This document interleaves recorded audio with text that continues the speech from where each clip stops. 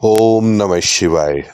महाशिवरात्रि का पर्व आपके लिए और आपके परिवार के लिए मंगलमय हो। इस बार त्रयोदशी का दिन शुक्रवार के दिन महाशिवरात्रि 8 मार्च 2024 को मनाई जा रही है।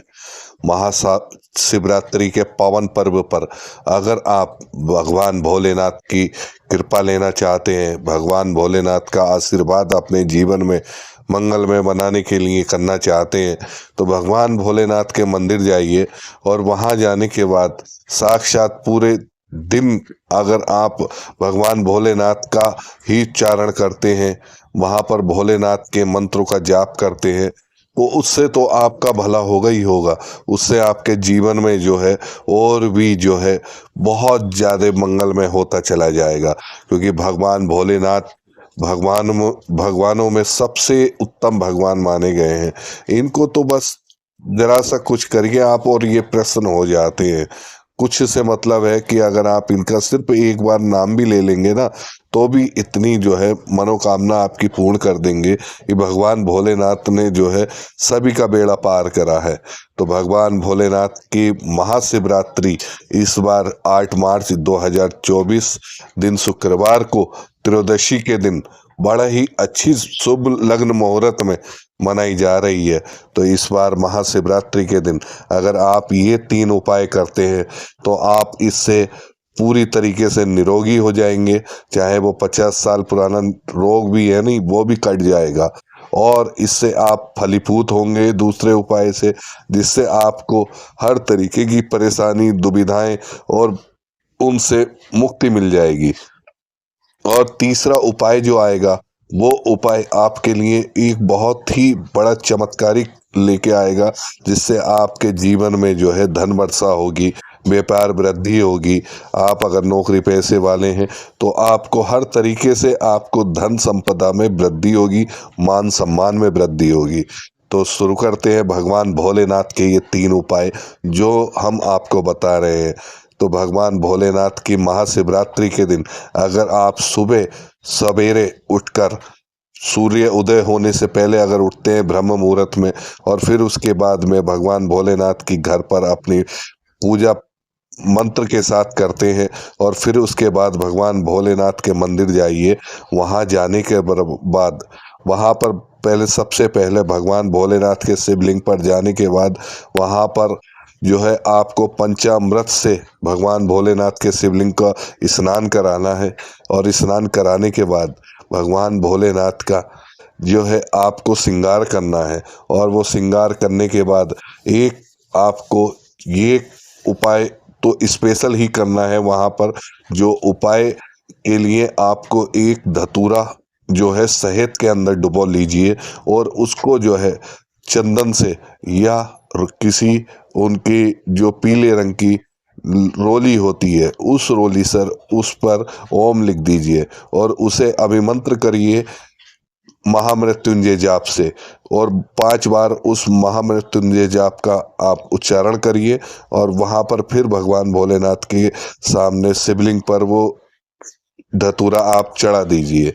और जो भी मनोकामनाएं हैं, जो भी आपकी इच्छाएं हैं, किसी वो सब पूरी होंगी। भगवान भोलेनाथ आप पर अपनी कृपा बरसाएंगे।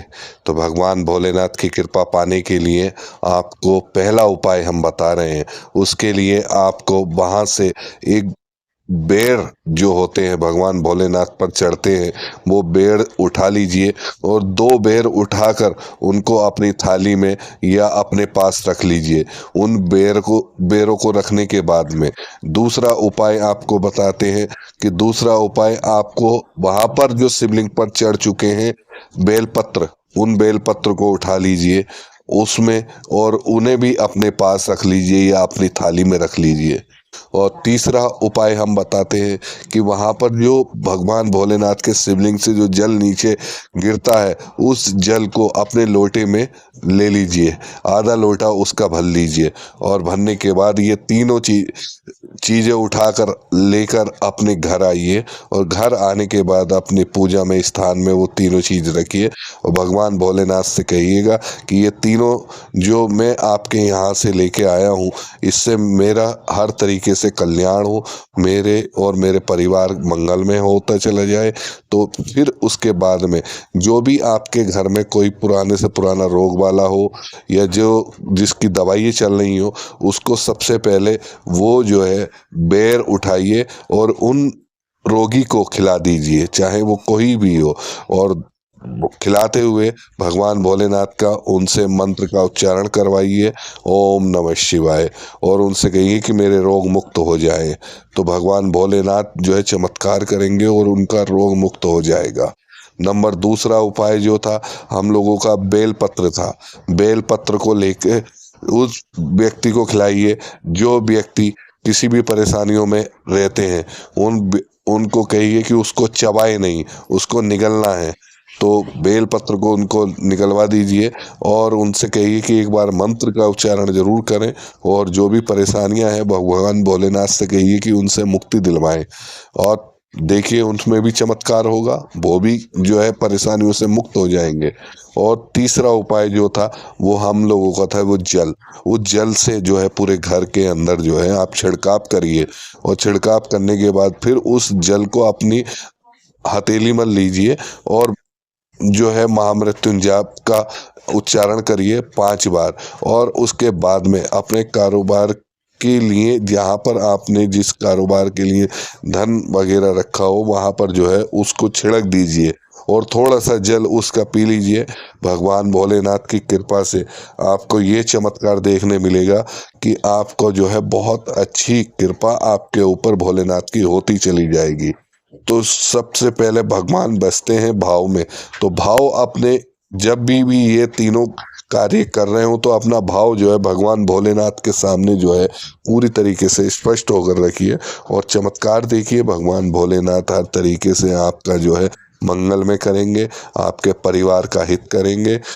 तो ये सब करने के बाद में भगवान भोलेनाथ की आप रोजाना जो है स्तुति करिए, भगवान शिव चालीसा करिए और भगवान भोलेनाथ की रोज सुबह शाम आरती करिए और देखिए चमत्कार जय जयकार होती चली जाएगी। क्योंकि भोलेनाथ क्या है, भक्तों के लिए कहा गया है कि जय हो भोलेनाथ की और कमी नहीं किसी बात की। तो आपके जीवन में किसी तरीके की कोई